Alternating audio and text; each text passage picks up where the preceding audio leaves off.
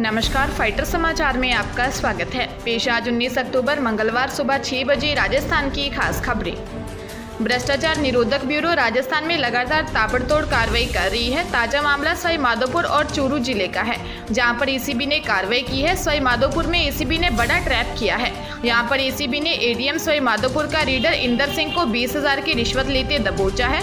ACB के SP Surendra Sharma ने बताया कि आरोपी ने परिवादी से कम जुर्माना और सजा नहीं दिलवाने की एवज में घूस मांगी थी।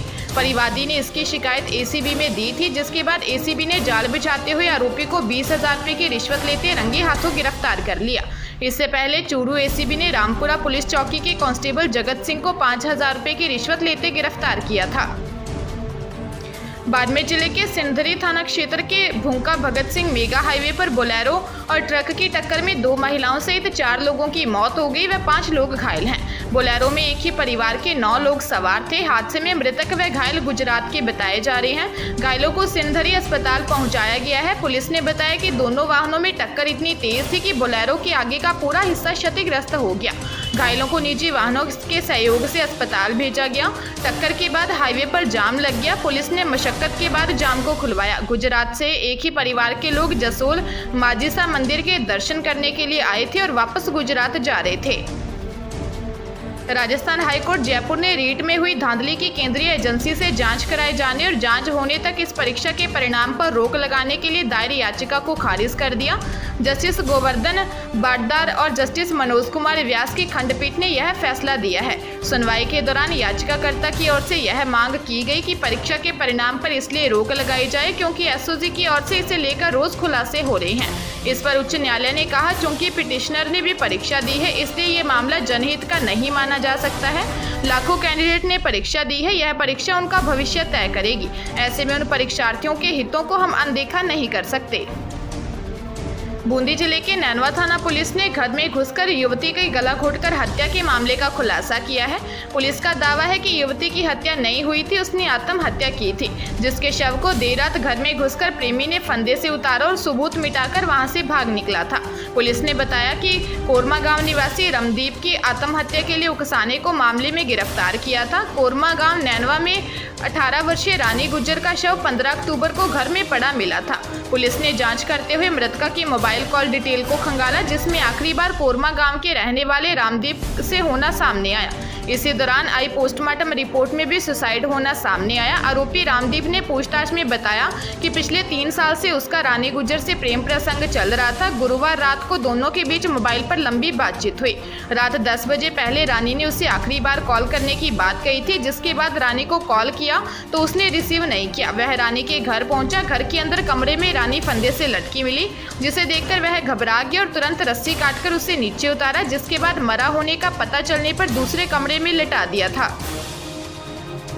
भीलवाड़ा जिले की आरसी व्यास कॉलोनी इलाके में बैंक से रुपए निकालकर जा रहे एक युवक के साथ 2 बदमाशों ने लूट की वारदात को अंजाम दिया है।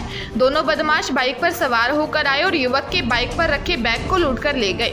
सूचना पर पहुंची पुलिस ने बताया कि प्रतापनगर थाना क्षेत्र में स्थित महिंद्रा कोटक बैंक से प्रकाश जैन नामक युवक 5 लाख रुपए निकालकर अपनी बाइक से आरसी व्यास कॉलोनी की तरफ आ रहा था। इस दौरान जैन तरणताल के पास लाल रंग की एक बाइक पर नकाबपोश 2 बदमाश आए, जिन्होंने प्रकाश की बाइक के आगे अपनी बाइक लगाई और उसकी बाइक के आगे रखे नोटों से भरे बैग को लूटकर फरार हो गए। पुलिस सीसीटीवी फुटेज के आधार पर बदमाशों की तलाश कर रही है। कोटा जिला कोर्ट ने किशोरी का अपहरण कर दुष्कर्म करने के मामले में आरोपी को 14 साल के कठोर कारावास की सजा सुनाई है। कोर्ट ने आरोपी पर 1,40,000 रुपये का जुर्माना भी लगाया है। विशिष्ट लोक अभियोजक धीरेन्द्र सिंह चौधरी ने यह जानकारी दी। बता दें कि वर्ष 2015 में कोटा जिले के भीमगंज मंडी थाना क्षेत्र में यह मामला सामने आया था। कोटा जिले के सिमलिया थाना क्षेत्र में कोटा 12 हाईवे 27 पर सड़क हादसे में एक युवक की मौत हो गई, जबकि एक बाइक सवार घायल हो गया, जिसे इलाज के लिए अस्पताल पहुंचाया गया। घटना भौरा गांव के पेट्रोल पंप के पास की है। मृतक युवक अपने ससुर का इलाज करवाने के लिए 12 से बाइक से कोटा जा रहा था।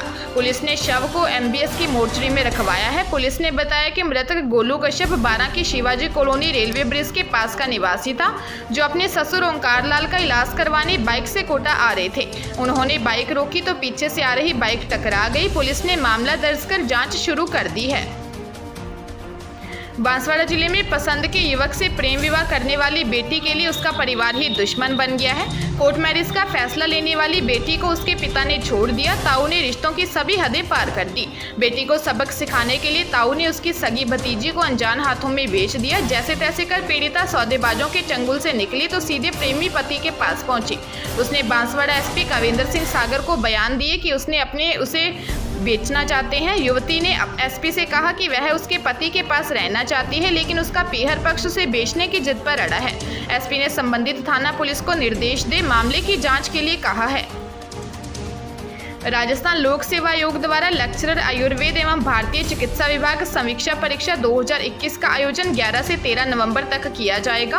परीक्षा अजमेर जिला मुख्यालय पर विषयवार निर्धारित कार्यक्रमानुसार प्रातः 10 से दोपहर 12:30 बजे तक होगी। कार्य चिकित्सा, द्रव्य गुण विज्ञान, रचना शरीर, प्रसूति तंत्र व स्त्री रोग, क्रिया शरीर व शलाक्य तंत्र विषय की परीक्षा 11 नवंबर को आयोजित की जाएगी। पंचकर्म तथा शल्य तंत्र परीक्षा 12 नवंबर एवं रोग निदान तथा अंगद तंत्र विषय की परीक्षा का आयोजन 13 नवंबर को किया जाएगा।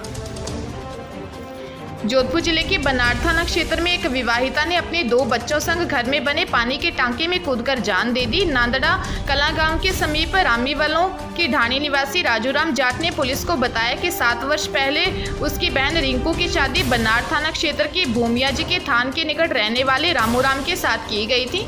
शादी के बाद से मेरी बहन को उसके सास ससुर व पति मिलकर दहेज के लिए प्रताड़ित करते रहते थे।